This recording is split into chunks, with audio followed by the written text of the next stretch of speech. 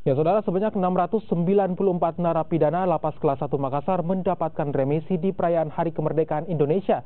Dari 694 napi yang memperoleh pemotongan masa tahanan, 11 diantaranya dinyatakan bebas. Pemberian remisi untuk narapidana diserahkan langsung penjabat Gubernur Sulawesi Selatan Sony Sumarsono didampingi Kakanwil Kemenkumham Sulawesi Selatan Imam Suyadi yang disaksikan Kalapas Kelas 1 Makassar Budi Sarwono.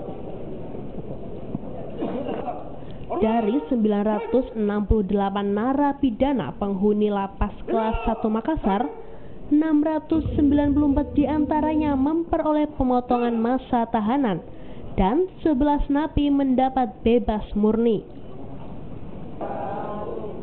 Dari total 694 orang, terdapat 10 napi terkait tindak pidana korupsi.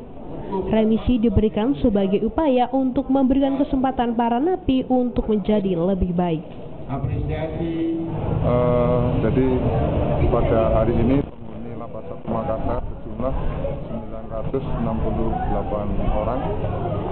Yang mendapatkan remisi adalah 694, diantaranya 11 orang bebas murni, 1 orang memang bebas pada waktunya, dan 1 orang lagi harusnya bebas tapi karena tidak sanggup membayar, sehingga pada hari ini yang bersangkutan masih menjalani pidana kurungan.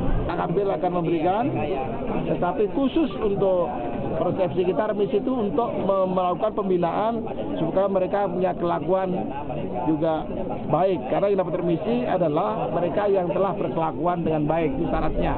Jumlahnya saya kira sudah ada kan, jumlah berapa yang dapat. Remisi diberikan bervariasi dari 1 bulan, 6 bulan hingga bebas murni. Terkhusus untuk napi tindak pidana korupsi, dari 40 orang yang diusulkan lapas, hanya 10 napi yang mendapat remisi. Tercatat sebanyak 189 narapidana kasus pidana korupsi mendekam di Lapas Kelas 1 Makassar.